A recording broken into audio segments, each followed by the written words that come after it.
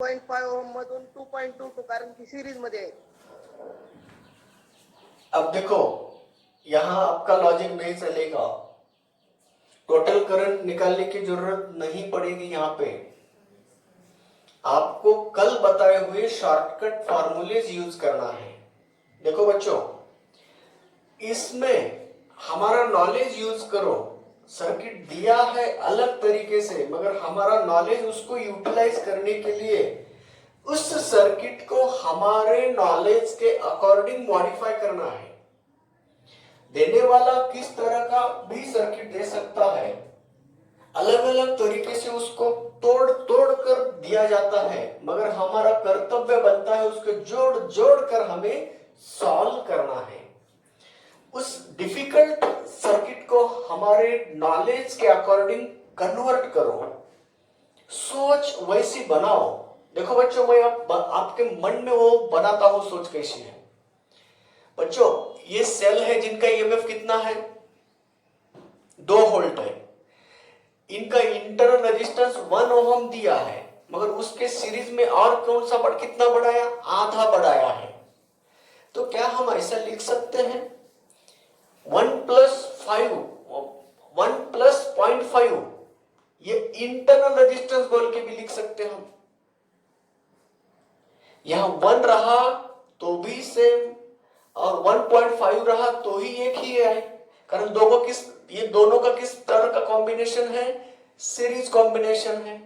तो इसीलिए बच्चों हम इसे इस फॉर्म में भी लिख सकते हैं। आपको यहां तोड़ के दिया है, हमें जोड़ना है। उसे जोड़ने के लिए क्या करना होगा, इसको रिमूव करके हम ऐसा भी लिख सकते हैं, 1.5 बोल सकते हैं। यहाँ पे 1.5 को हम 3/2 भी लिख सकते हैं, है ना। तो ये 1.5 इंटरनल रेजिस्टेंस आया, उसको हम बोलेंगे 3/2 ओहम। ये मन में सोचना है, सोच कर बनाना है हमें। अब देखो बच्चों, बन गया कि नहीं सिंपल सर्किट। ये ऊपर वाला एक सेल, ये दूसरा सेल पैरेलल कॉम्बिनेशन में दोनों मिलकर करंट इसमें भेज रही है। कल ही हमने पढ़ाया आपको एक्सटर्नल रेजिस्टेंस पैरेलल कॉम्बिनेशन, और दोनों सेल ने मिलकर इस रेजिस्टेंस के थ्रू जाने वाला करंट निकालने का फॉर्मूला मैंने बोला था कैसे, वो I equal to E1R2 plus E2R1 divided by R into R1 plus R2 plus R1 into R2 है क्या नहीं। देखो कल फार्मूला हमने पढ़ा है क्या नहीं इसको। तो इस मेथड से देखो, ये है E1, ये है R1, ये है E2, ये है R2, और ये कौन है, कैपिटल R है। ये हमारे लिए एक्सटर्नल रेजिस्टेंस हुआ क्या नहीं हुआ, बिल्कुल हुआ। तो इंटरनल रेजिस्टेंस एक सेल का R1 मानिए, इसको हम R2 मान रहे हैं। ये E1 है, ये E2 है। तो एक्सटर्नल रेजिस्टेंस R के थ्रू जाने वाला करंट पूछा है। दिए हुए सर्किट को हमारे नॉलेज के अकॉर्डिंग हमने सोच लिया, ऐसी सोच बना दिया, और उसके अकॉर्डिंग हमारा शॉर्टकट फार्मूला नॉलेज यहाँ यूज कर रहे हैं। तो बताओ बच्चों, R1 दिया है, R2 दिया है, R1 की वैल्यू रखो, R2 की वैल्यू रखो, कैपिटल R की वैल्यू रखो, E1 दिया है, E2 दिया है। इस फार्मूला से हम करंट थ्रू एक्सटर्नल रेजिस्टेंस निकालने में सफल हो जाएंगे। समझ गए। ये कल पढ़ाया क्या नहीं पढ़ाया, हमने पढ़ाया है। एक्सटर्नल रेजिस्टेंस से सेंड करते हैं, दोनों मिलकर करंट सेंड कर रहे हैं।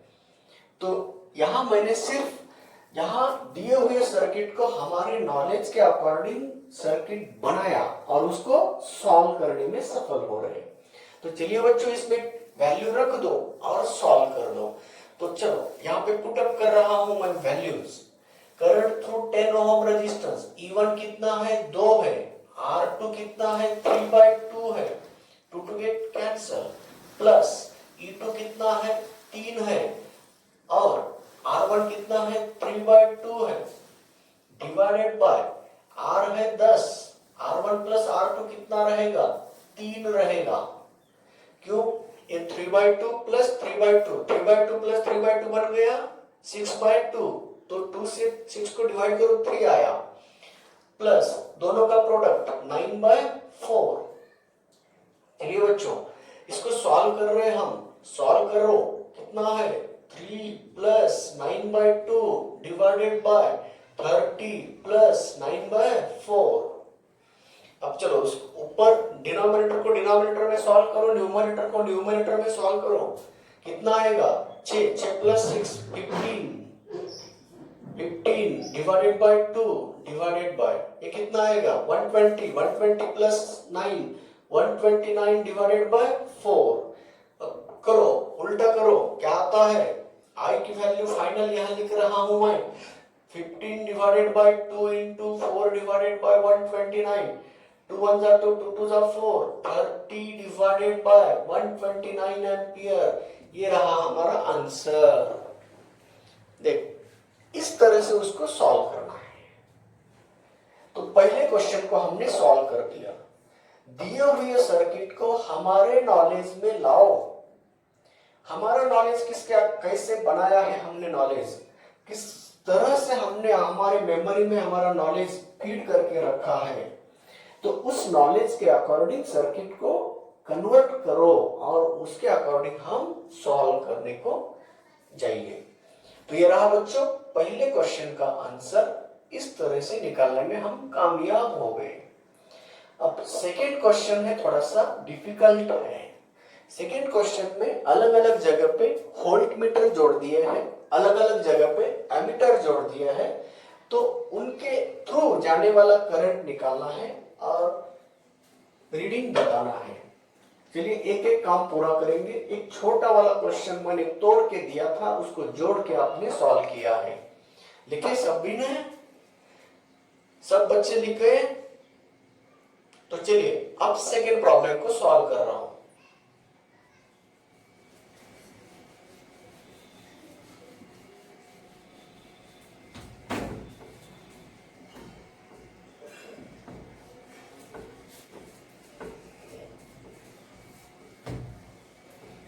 ये थोड़ा डिफिकल्ट प्रॉब्लम है, उसको सॉल्व करना है तो सोचना होगा। चलो बच्चों, हम ऐसा सपोज करेंगे, ये सेल है, उसका इंटरनल रेजिस्टेंस ये है, ये सेल, इसका रेजिस्टेंस ये है।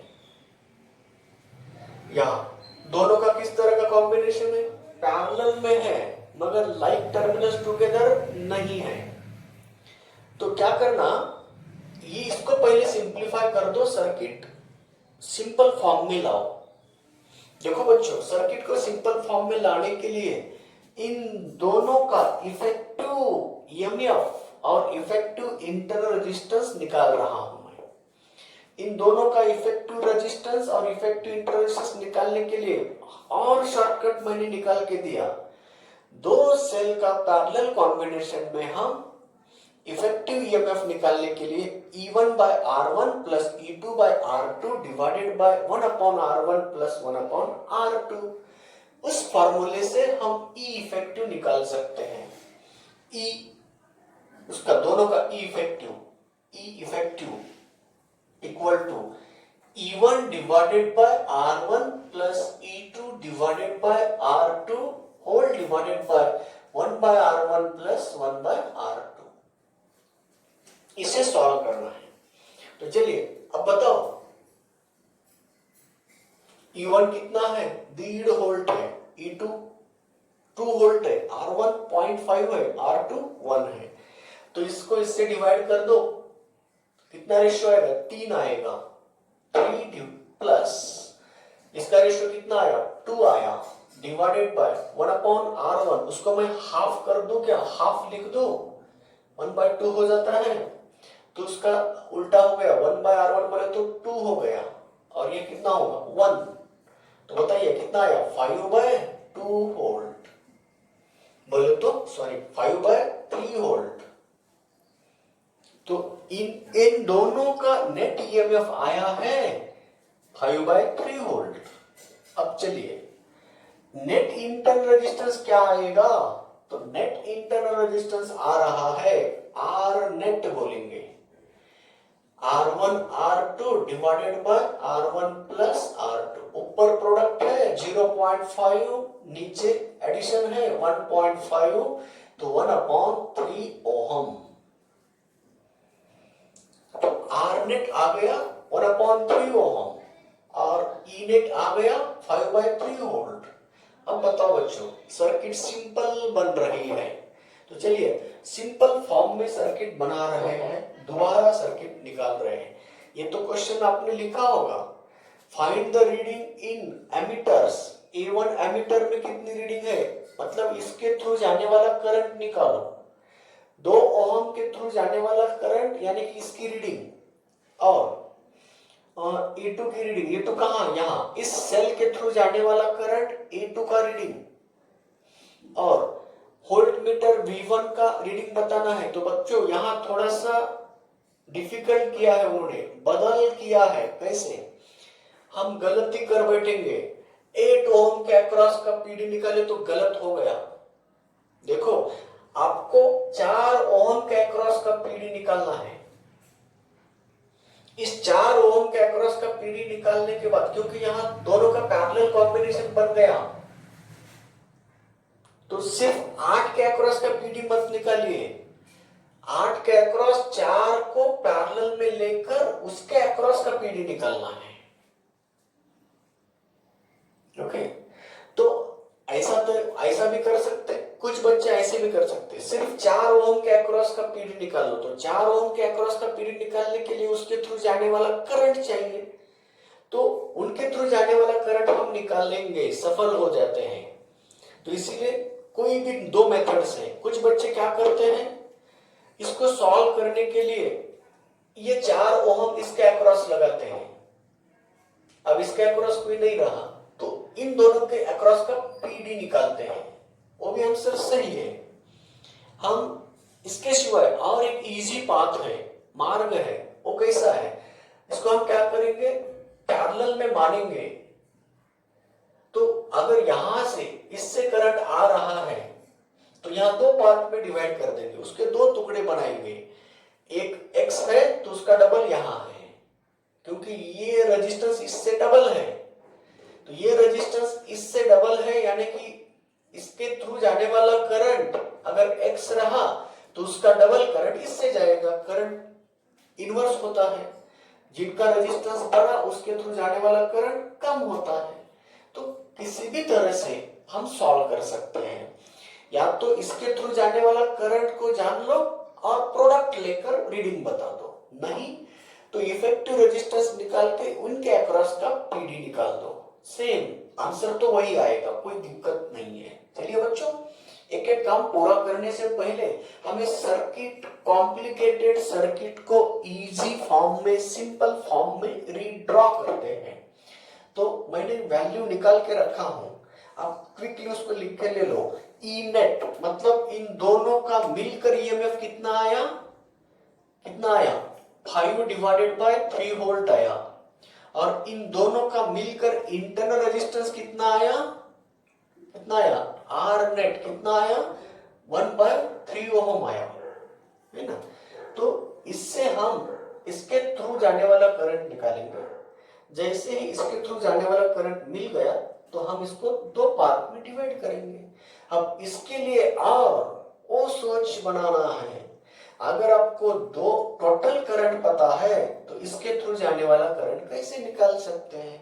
मैंने कल बोला था, देखो equation, discharging equation, charging equation, E पता है, आर पता है, वी निकालना है ना। और करंट, टोटल करंट से 2 पार्ट में डिवाइड कर दो। तो मैंने पैरेलल कॉम्बिनेशन में टोटल करंट से I1 I2 भी निकालने का तरीका बोला था, ये सबको यहाँ यूज करना है, इसलिए इस एग्जांपल को मैंने चुना हूं। इस करंट इलेक्ट्रिसिटी में जो भी 11th के करंट इलेक्ट्रिसिटी जो टॉपिक है, बेसिक टॉपिक है, combination, mixed combination of cells, resistors and cells का, उसका एक ही उदाहरण मैंने लिया हूं, जिनमें हम हर तरह का नॉलेज यूज कर सकते हैं।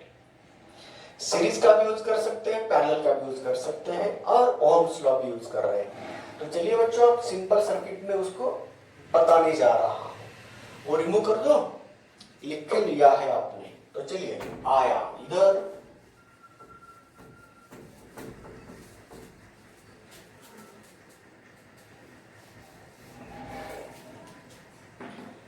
सर्किट बन गई ऐसी। ये डी है, यहां 8 ओहम है, यहां 4 ओहम है, उसको वोल्ट मीटर बोला हमने। यहां 4 वोल्ट का सेल है जिनका इंटरनल रेजिस्टेंस 2 ओहम है। ए पॉइंट है, 2 ओहम है, 4 वोल्ट है, प्लस माइनस। अब बताओ यहां सेल है, कितना ईएमएफ आया था उसका 5/8, 5/3 वोल्ट आया, जिनका इंटरनल रेजिस्टेंस कितना आया, कितना लिखा 1/3 ओहम आया। चलो बन गया सिंपल सर्किट। यहां है A1, इसकी वैल्यू निकालना है ना पहला A1 का। अब यहां वोल्ट मीटर V2 है, बन गया सिंपल सर्किट। यहां कौन है V1 है। अब इसके अंदर छुप कर बैठा हुआ ये 2, बाद में उसको जाएंगे, पहले इसको निकालेंगे। चलिए बच्चों अब बताओ ये 3 ओम, ये सेल टोटल ईएमएफ सीरीज बन गया कि नहीं। अब ये सीरीज बन गया कि नहीं। देखो इन दोनों का किस तरह का कॉम्बिनेशन है, पैरेलल। तो ऊपर प्रोडक्ट नीचे एडिशन, तो कितना आया बताओ कितना आया। तो इसको अगर पैरेलल में जोड़ दिया और सिंपल बन रहा है सर्किट, तो ये वोल्ट मीटर V1 आ गया। तो यहाँ पे 8 और 4 का कैसा कॉम्बिनेशन है, पैरेलल है। ऊपर प्रोडक्ट नीचे एडिशन, ऊपर प्रोडक्ट 32 आएगा और नीचे एडिशन 12 आ रहा है। 4 3s are 12, 4 8s are 8/3 ohm आया। तो इसका रेजिस्टेंस आया 8/3 ओहम। तो चलो बच्चों अब सिंपल सर्किट बन गई। ये सब सीरीज आ गए क्या नहीं, ये सब सीरीज आ गए। तो ये मेजरिंग डिवाइस है, इसके थ्रू कोई रेजिस्टेंस नहीं है ना। तो चलिए ये सिर्फ इसका पीडी निकालता है। आइडियल वोल्ट मीटर है, जब भी आइडियल वोल्ट मीटर होता है ना तो उसका इंफिनिटी रेजिस्टेंस होता है, रेजिस्टेंस इंफिनिटी होता है, यानी कि इससे थ्रू कोई करंट नहीं जाएगा। और आइडियल एमीटर की जब बात करते हैं ना, आइडियल एमीटर उसका रेजिस्टेंस 0 होता है। यहां वोल्ट मीटर जो लगाया था ना वो नॉन आइडियल था, जिनका रेजिस्टेंस 4 ओहम दिया था। यहाँ आइडियल वोल्ट मीटर है जिनका रेजिस्टेंस इंफिनिटी है। इंफिनिटी रेजिस्टेंस बोले तो इधर से करंट नहीं जाएगा। और आइडियल एमीटर है बोले तो इसके अक्रॉस पीडी नहीं बनेगा, क्योंकि 0 रेजिस्टेंस करंट सीधा जाता है, ऐसे होता है। आइडियल एमीटर का रेजिस्टेंस 0 बनता है, आइडियल वोल्ट मीटर का रेजिस्टेंस इंफिनिटी होता है, ये याद रखो। अब चलिए बच्चों, अब मैं उसको सिंपल फॉर्म में लिख रहा हूं। चलिए ये सेल और ये सेल किस कॉम्बिनेशन में है, सीरीज में है ना। सीरीज बिल्कुल सही है। तो सीरीज में है, बताओ बच्चों इनका पॉजिटिव इनके नेगेटिव, सॉरी इनका नेगेटिव इन्हीं के नेगेटिव को जोड़ दिया है और इनका पॉजिटिव इनके पॉजिटिव को जोड़ दिया है। बताओ बच्चों ये सम कॉम्बिनेशन है या डिफरेंस कॉम्बिनेशन है, डिफरेंस कॉम्बिनेशन में है। देखो यहाँ पैरेलल यूज हो गया, अब यहाँ सीरीज यूज हो रहा है। सब नॉलेज इसमें है, इसीलिए इसको चुना मैंने। अब देखो बच्चों इन दोनों सेल का डिफरेंस कॉम्बिनेशन है, तो नेट ईएमएफ निकालने के लिए हम सीधा सीधा सम कॉम्बिनेशन में एडिशन करते थे, डिफरेंस में सब्ट्रैक्शन करना है। तो चलिए बच्चों 4 वोल्ट में से इसको माइनस कर दो, तो नेट ई मिल रहा है, ई नेट मिल रहा है सीरीज कॉम्बिनेशन में। 4 माइनस 5/3 बोले तो कितना आया, 7/3 वोल्ट आया नेट ईएमएफ ई। अब चलिए टोटल रेजिस्टेंस कितना हुआ, ये 2 है और ये 1/3 है और ये 8/3 है, ये तीनों का सीरीज आर नेट बोलेंगे उसको। आर नेट इक्वल टू कितना आया, 8/3 प्लस 1/3 प्लस 2, ये कितना आया 9/3 बोले तो 3 हो गया। 9/3 बोले 3, 3 अधिक 2 5 ओम आया। तो चलिए आप देखो बच्चों, इसके थ्रू जो भी करंट जा रहा है वह करंट किससे आ रहा है, A1 से। मिल गया पहले का answer. Therefore current through ammeter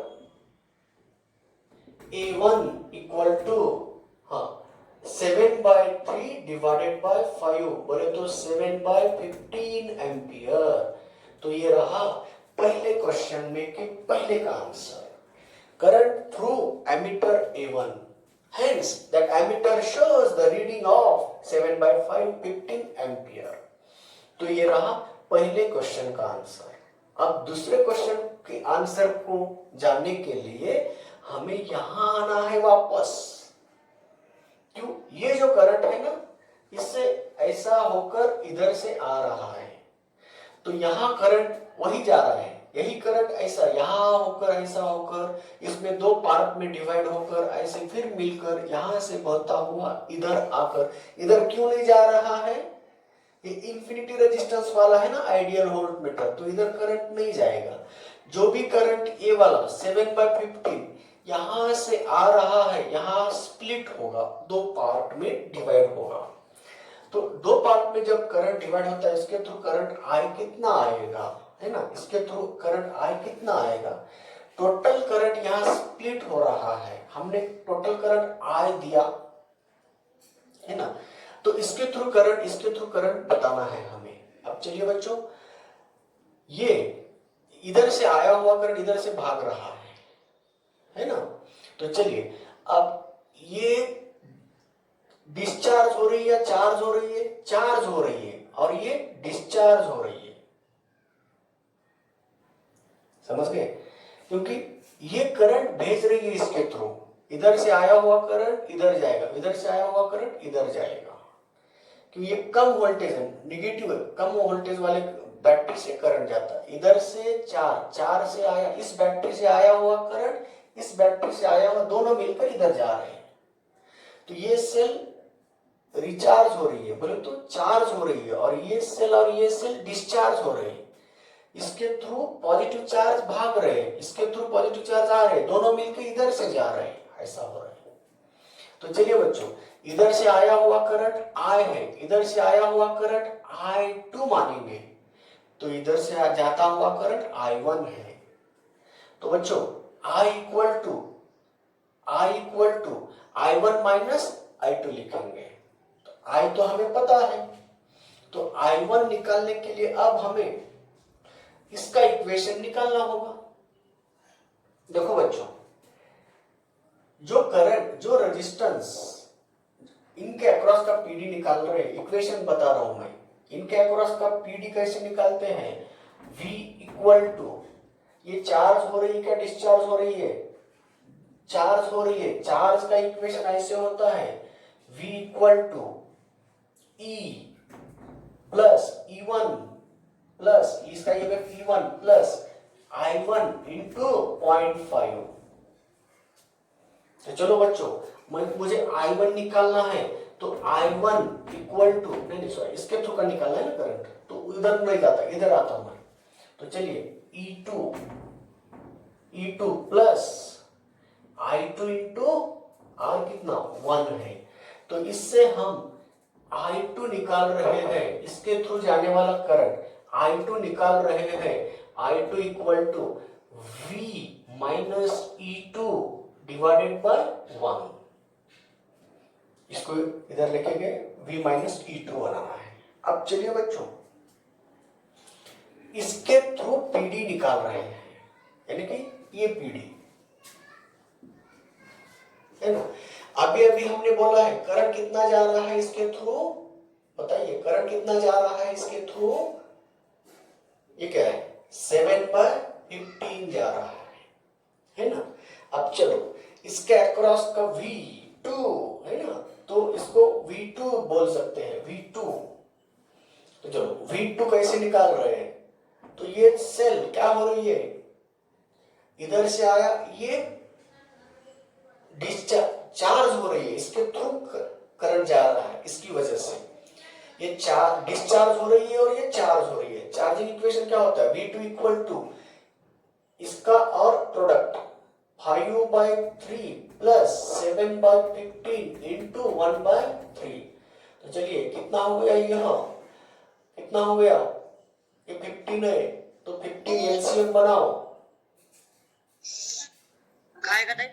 15 LCM बन गया, तो चलिए ये कितना है, 5 25 प्लस यहाँ 3 21, तो बताइए कितना आया, 46 डिवाइडेड बाय 15 होल। इसके अक्रॉस का आंसर आया 46 डिवाइडेड बाय 15 होल्ड। अब इसको यूज करो यहां,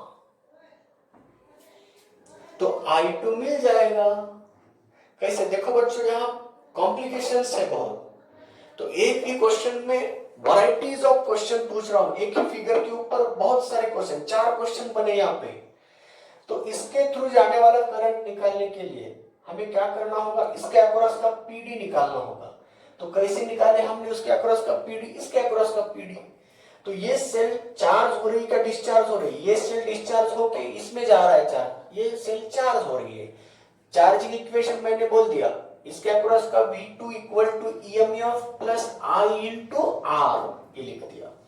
तो V2 मिल गया 46 डिवाइड बाय 15 होल्ड।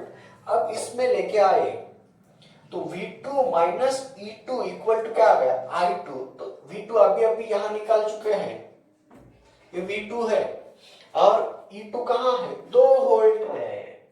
तो चलो हमारा प्रॉब्लम दूसरा, पहले का दूसरा सॉल्व हो रहा है। I2 को हम निकालने में सफल हो रहे। 46 डिवाइडेड बाय 15 माइनस 2, तो 46 माइनस 30 डिवाइडेड बाय 15, तो कितना आया, 16 डिवाइडेड बाय 15 एम्पियर, है ना। सब्ट्रैक्शन 16 आता है ना, 6 में से 0 गए, 6 बचे, 4 में से 3 गए, ये आया इसका रीडिंग। तो इसका रीडिंग आया था, अभी अभी मैंने बोला इसका रीडिंग आया था 7/15 एम्पियर, तो इसका रीडिंग आया 16 डिवाइडेड बाय 15 एम्पियर। तो पहले प्रॉब्लम के 2 क्वेश्चन सॉल्व हुए। जितने भी सर्किट में एमीटर्स है उनके रीडिंग मिल गए। तो ये एमीटर हमें रीडिंग दिखाएगा 7/12 एम्पियर की, और ये एमीटर रीडिंग दिखाएगा 16/15 एम्पियर की। ये बड़े 2 क्वेश्चन पूरे हो गए। कोई भी एक पूछा जाता है आपको, मैंने एक ही सर्किट में 4 पूछे हैं, तो इस दोनों का आंसर मिल गया। अब आगे बढ़ेंगे हम।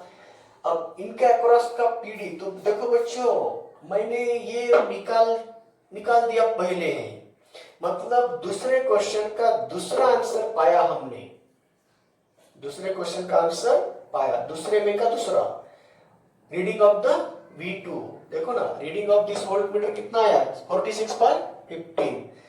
इससे हम कोई डिवाइड, फर्दर डिवीजन नहीं होता उसका, तो इसलिए वही रीडिंग है V2 की। चलो फास्ट लिखे ले लो। अब हम V1 के थ्रू जाएंगे। अब छोटा सा काम बचा है हमारे, देखो ना, A1 के अक्रॉस का रीडिंग बता दिया, A2 के अक्रॉस बोले तो A1 में का रीडिंग बता दिया, A2 में का रीडिंग बता दिया। ऑटोमेटिकली हम इसको निकालने के लिए V2 को भी निकाल दिए हैं। तो इसीलिए इसके थ्रू रीडिंग बताना है, तो इसका मतलब इसके अक्रॉस का पीडी कितना है वो निकालना है ना। तो अब उसको निकालने के लिए हमें क्या करना होगा, इसको निकालने के, ये तो निकाल चुके हैं, अब इसको निकालना है। सिंपल रहा, डिफिकल्ट नहीं, यही डिफिकल्ट था। तो चलो अब हम, हेलो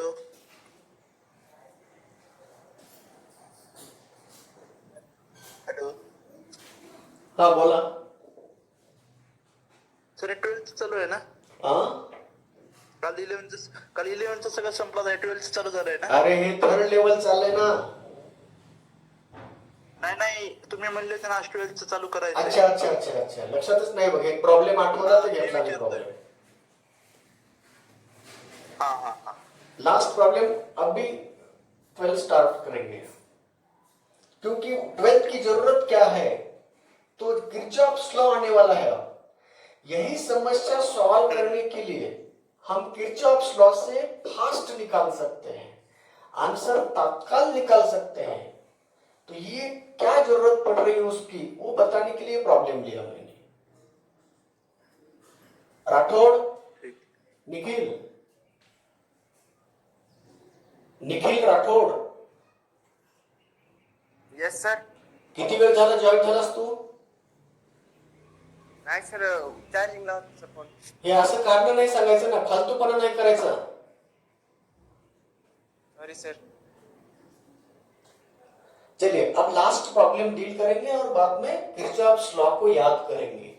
इतना सारा करने के ये जो काम है ना, ये एज पॉसिबल एज इजी हो सकता है किरचॉफ्स लॉ से। तो चलिए अब यहां इसके थ्रू जाने वाला रीडिंग बताना है, एक ही बचा है। V2 के थ्रू जाने वाला रीडिंग बोले तो 46/15 हो गया। 3 प्रॉब्लम हो गए, बचा सिर्फ एक हुआ। रिमूव कर दो उसको, करूं क्या? यस, चलो अब बताओ। ये करंट इन दोनों से पास होकर आ रहा है, दोनों एक दूसरे के साथ कैसे है? पैरेलल है। तो चलो यहां बता रहा हूं मैं, ये 8 ओम का रेजिस्टेंस है, ये 4 ओम का रेजिस्टेंस है ना? 8 ओम और 4 ओम। तो इनके थ्रू का पीडी बोला है तो उन्होंने,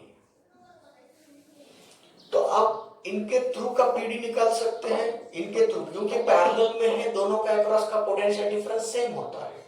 तो चलो बच्चों, इनका अक्रॉस का पीडी बोले तो इनका टोटल रेजिस्टेंस निकाल चुके हैं आपने। कितना निकाल चुके हैं? 8/3 ओम। सही है ना? क्योंकि ऊपर प्रोडक्ट नीचे एडिशन, ऊपर प्रोडक्ट 8 × 32 32 डिवाइडेड बाय 12 बोले तो 4 3 जा 12, 4 8 जा बोले तो 8/3 आ गया। इसी तरह बच्चों, अगर रेजिस्टेंस पता है, इन दोनों का रेजिस्टेंस पता है और उसके थ्रू जाने वाला करंट पता है, तो सिर्फ V1 बता दो आप। तो V1 का फार्मूला आया करंट 7/15 इंटू, हाँ रेजिस्टेंस कितना है? 8/3 है। तो चलिए फर्दर सिंप्लीफिकेशन नहीं होता।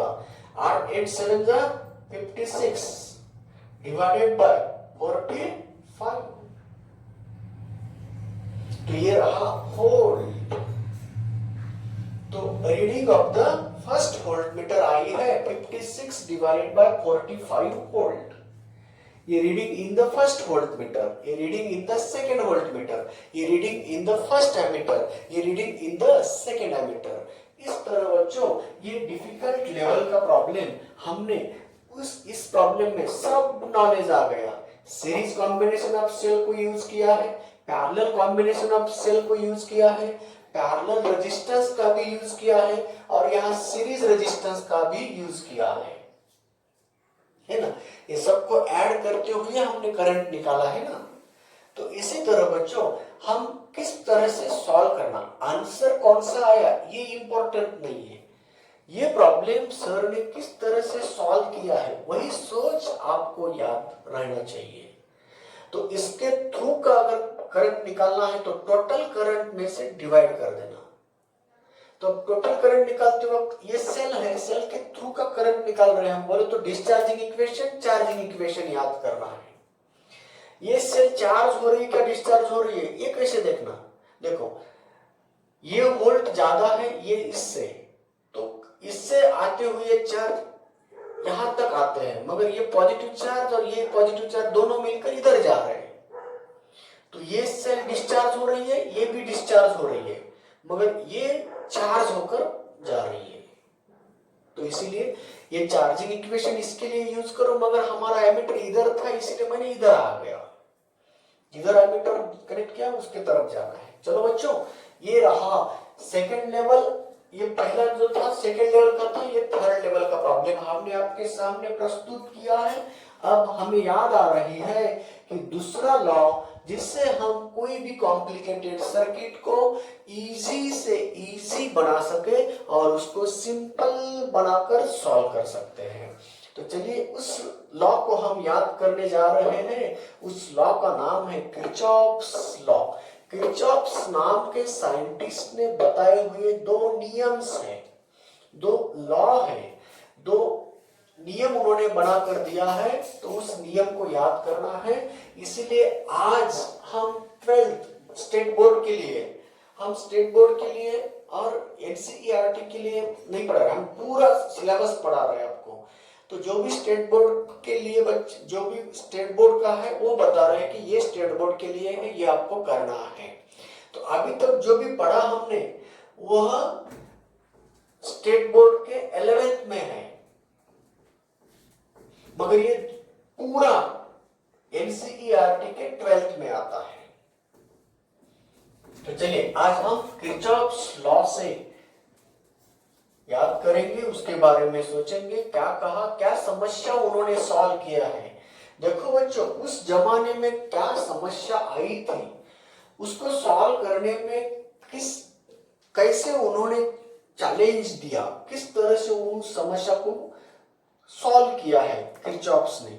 तो किरचॉफ्स लॉ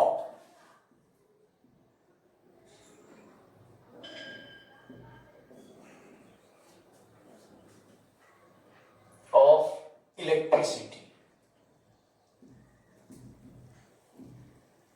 या तो circuit, Kirchhoff's law of circuit. कोई भी कॉम्प्लिकेटेड सर्किट है तो उस कॉम्प्लिकेटेड सर्किट के लिए एप्लीकेबल लॉ बनाए हैं किरचॉफ्स ने। समस्या क्या थी, देखो ना, हर समस्या का सॉल्यूशन मिलता है हमें, उसको सॉल्व करने का तरीका आदमी ने ही निकाला है। समस्या पहचानता है आदमी, समस्या सॉल्व करता है आदमी ही करता है। क्या समस्या थी, नीड क्या है, वो बताता हूं मैं। देखो बच्चों, जब हम सर्किट कनेक्ट करते थे, सर्किट बनाने के लिए हमें कई जगह पे ऐसे जॉइंट देना पड़ता था, है क्या नहीं। यहाँ सेल है, इंटर रेजिस्टेंस है, यहाँ सेल है, इंटर रेजिस्टेंस है, यहाँ सेल है, इंटर रेजिस्टेंस है, यहाँ रेजिस्टेंस है, यहाँ सेल है, इंटर रेजिस्टेंस है, यहाँ सेल है, इंटर रेजिस्टेंस है, यहाँ रेजिस्टेंस है। देखो ऐसा सर्किट बना है।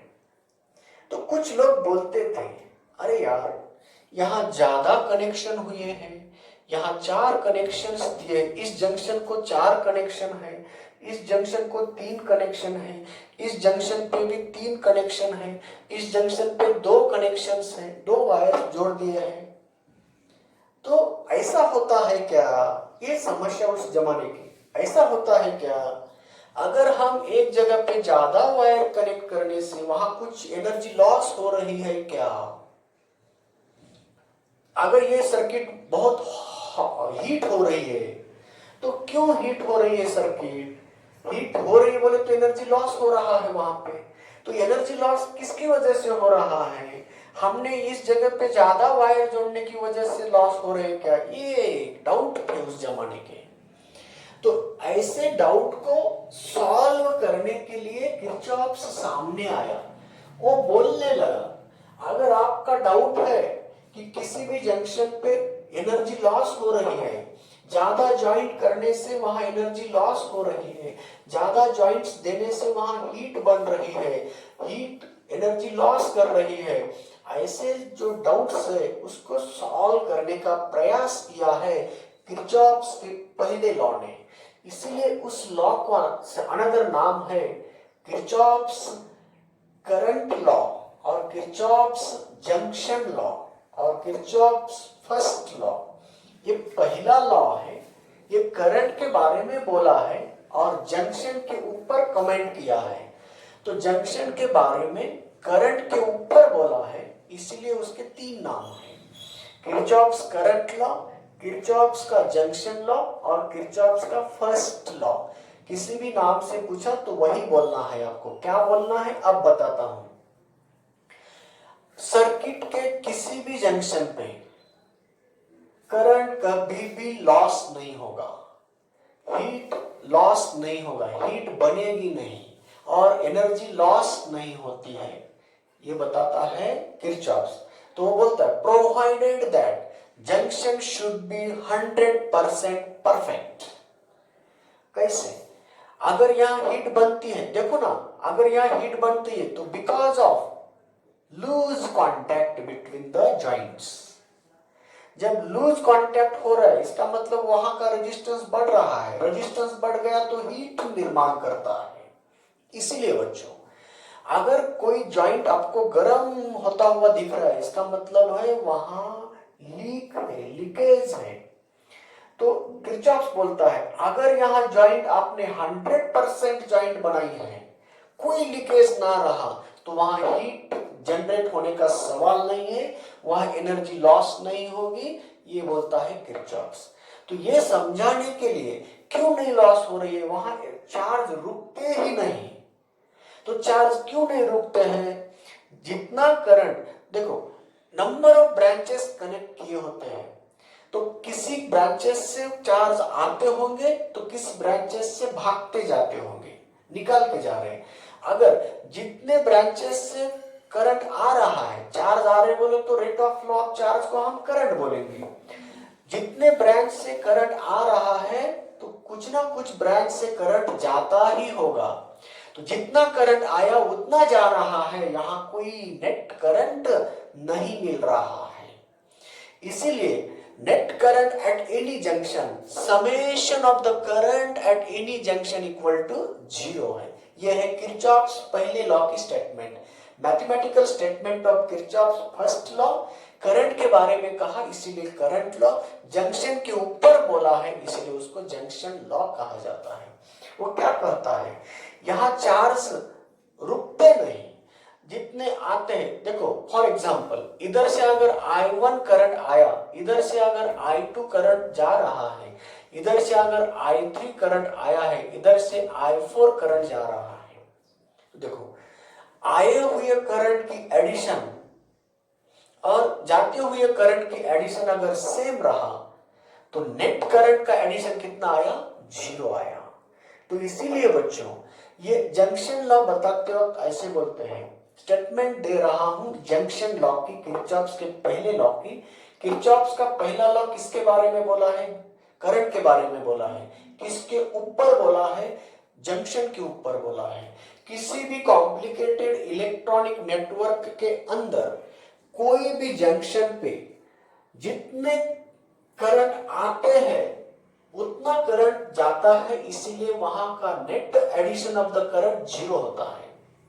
तो अलजेब्रिक सम ऐसा बोलता हूं मैं, क्योंकि करंट ये स्केलर क्वांटिटी है, वेक्टर नहीं है, हम वेक्टर सम नहीं बोलेंगे उसको।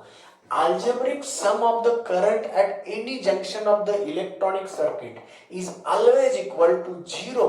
यह है statement of the Kirchhoff's junction law, Kirchhoff's first law और किरचॉफ्स करंट लॉ। तो ये किरचॉफ्स फर्स्ट लॉ जंक्शन के ऊपर है, इसलिए अनदर नाम है जंक्शन का लॉ और करंट लॉ। इसको KCL बोलते हैं, किरचॉफ्स करंट लॉ, KCL बोलते हैं। मैं स्टेटमेंट दिया, उसकी जरूरत क्यों पड़ी पता चला कि आपको क्यों जरूरत हुई है। इलेक्ट्रॉनिक नेटवर्क के अंदर किसी भी जंक्शन पे अगर आप देखना चाहते हो the net current at any junction और algebraic sum of current at any junction always equal to 0 होती है। इसी को समझाने के लिए मैं कुछ ब्रांचेस को जोड़ देता हूं, एक जंक्शन बनाता हूं, एक्सप्लेन कर रहा हूं मैं इस जंक्शन लॉ को, किरचॉफ्स के पहले लॉ को एक्सप्लेन करने जा रहा हूं। क्या रे? अब नंबर ऑफ ब्रांचेस दिया मैंने, ये इतने ब्रांचेस हैं, कितने 5 ब्रांचेस हैं। ये P जंक्शन है, P जंक्शन के ऊपर मैं किरचॉफ्स करंट लॉ को एक्सप्लेन करने जा रहा हूं। Let us consider the current, different currents having values I1, I2, I3, I4 and I5 are joined to the junction P as shown in figure. Here I1, ये I2, ये I3, ये I4 और ये I5 है as shown in the figure। कुछ junction से कुछ current, कुछ जॉइंट से, कुछ वायर से करंट आता होगा, कुछ वायर से करंट जाता होगा। ओके, इस तरह का मैंने जंक्शन सपोज किया। नाउ इस जंक्शन को किरचॉफ्स का जंक्शन लॉ अप्लाई करने के लिए उन्होंने कहा है, क्या कहा है किरचॉफ्स ने, कुछ साइन कन्वेंशंस अप्लाई करो। तो in order to apply the Kirchhoff's current law to this junction we must remember to sign conventions. Sign conventions यानी कि साइन के ऊपर कुछ कन्वेंशंस बनाए हैं। कब कौन सा करंट पॉजिटिव ले, कौन सा करंट कब निगेटिव लेते हैं, उसके बारे में दी हुई जानकारी को हम कन्वेंशनल करना, कन्वेंशनल बताना हुआ, समझा कर सजेस्ट करना। कन्वेंशनल कन्वेंस किया है, क्या कन्वेंट किया है कि जो भी करंट अप्रोच हो रहे हैं जंक्शन के तरफ, approaching currents are always convinced to be positive, और जो भी करंट जंक्शन से दूर जा रहा है उसको लीविंग करंट बोला जाता है। उसको अराइविंग करंट, इसको लीविंग करंट बोला है। इसको अराइविंग, इसको डिपर्चिंग करंट बोल सकते हैं। ये इनकमिंग करंट, सिंपल लैंग्वेज में incoming currents are positive, outgoing currents are convinced as negative. तो उसको हम साइन कन्वेंशन बोलते हैं। तो इसलिए before apply the junction law, before apply the Kirchhoff's current law, remember these two sign conventions and later on we may apply that law. देखो sign conventions क्या है, साइन के बारे में किया हुआ कन्वेंशन, तो कन्वेंशंस दो है। पहला कन्वेंशन अप्रोचिंग करंट या incoming current, incoming currents are positive, positive लेना इनकमिंग करंट। और दूसरा sign convention outgoing current, outgoing current, currents are negative. जो भी करंट जंक्शन को छोड़कर जा रहे हैं, लेफ्ट कर रहे हैं, लेफ्ट करने वाले करंट को नेगेटिव मानो, और जो करंट अप्रोच हो रहे जंक्शन की तरफ आ रहे उसको पॉजिटिव मान लो, और सबकी एडिशन 0 ले लो। तो चलिए कौन से कोर अप्लाई करो, अब ये साइन कन्वेंशन याद रखो और अप्लाई करते जाओ अकॉर्डिंग टू केसीएल। केसीएल के अकॉर्डिंग अब बोलो I1 पॉजिटिव या नेगेटिव, पॉजिटिव है, क्यों, वह अप्रोच हो रहा है। I2 पॉजिटिव या नेगेटिव, पॉजिटिव है, क्यों, वह अप्रोच हो रहा है। I3 पॉजिटिव या नेगेटिव, नेगेटिव, क्यों, वह बाहर जा रहा है, जंक्शन को छोड़कर जा रहा है। I4 नेगेटिव है, वो भी बाहर जा रहा है। I5 नेगेटिव है, वो भी बाहर, equal to 0। Algebraic sum of current at any junction equal to 0। तो उसको अप्लाई किया मैंने, तो अप्लाई करने के बाद मुझे एक ऐसा पॉइंट मिल गया। कैसा, देखो फर्दर सिंप्लीफाई करके मैं बता रहा हूं, I1 प्लस I2 ये सबको निगेटिव वाले को पॉजिटिव बनाता हूं इधर लेके, I3 plus I4 plus I5।